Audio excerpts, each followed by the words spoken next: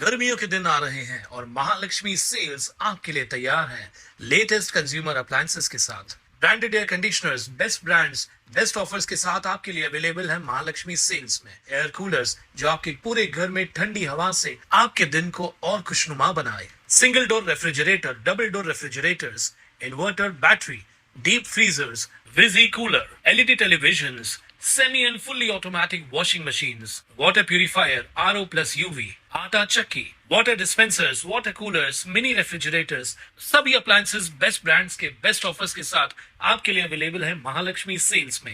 उल्हासनगरात मंचुरियनमध्ये चक्क पालीचं मेलेलं पिल्लू आढळल्याची घटना समोर आली आहे।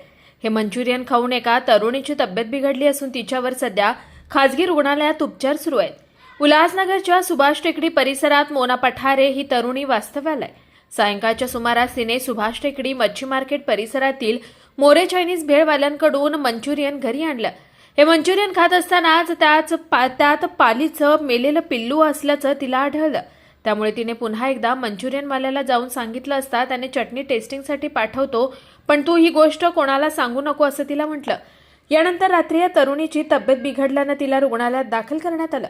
सध्या तरुणीवर शिवनेरी रुग्णालयात उपचार सुरू असून अशा प्रकारे निष्काळजीपणा करून ग्राहकांच्या जीवाशी खेळणाऱ्या चायनीज भेळ आणि मंचुरियन विक्रेत्यांवर कारवाई करण्याची मागणी होतीये। माझं नाव मोना रावसाहेब पठारे आहे।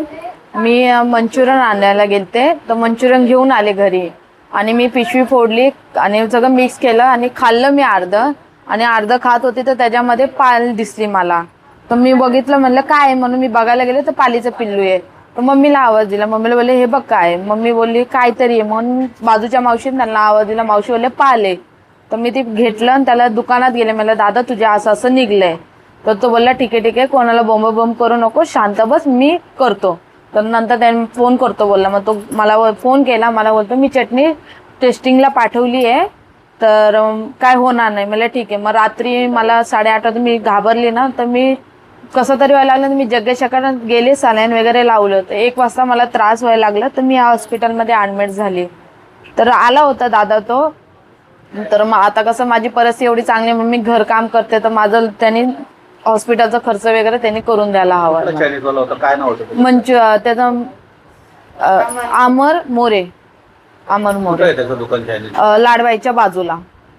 तर आता तुला काय त्रास होतोय काय? मला असं म्हणजे उलटी, चक्कर आणि लूज मोशन चालू होतं। या विषयावरती तुम्ही पोलिसांमध्ये कंप्लेंट केली हो, विठ्ठलवाडी।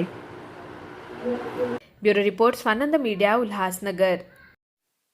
ताज्या घडामोडींसाठी स्वानंद न्यूजला सबस्क्राईब करा आणि बेल आयकॉनवर क्लिक करा।